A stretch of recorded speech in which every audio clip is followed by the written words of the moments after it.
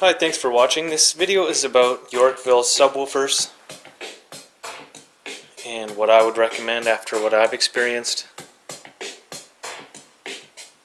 So it's about the LS200p,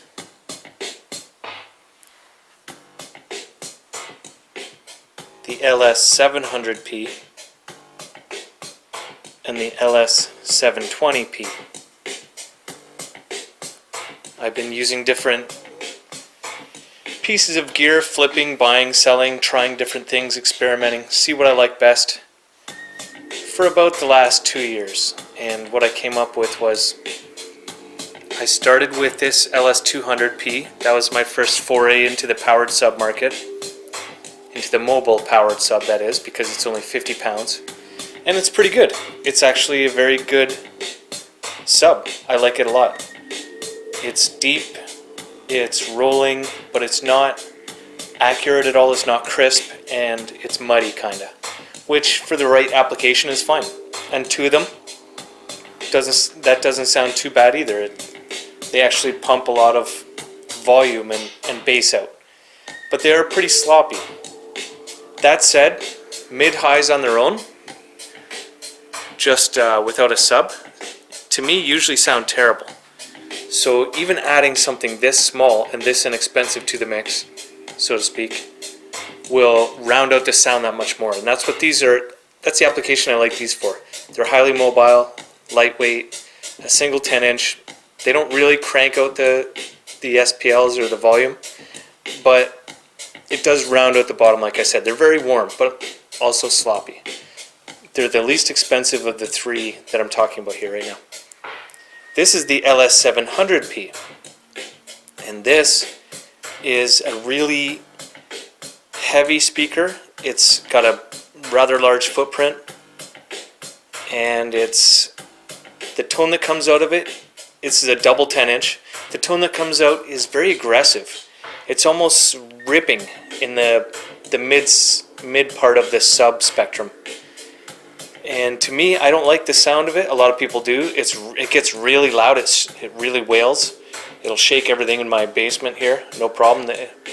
But I really don't like it's so raw, and there's not a deep rolliness to it. There's not a warmth to it. So I'm not really a big fan of that one. I also don't like how it's 94 pounds. That to me is not mobile or transportable.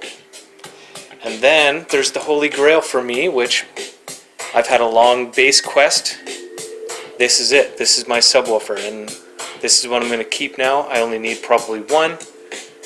I run it with some Yorkville mid-highs, and that's just a stand for me right now. I don't even use it anymore. I'll just use a tripod.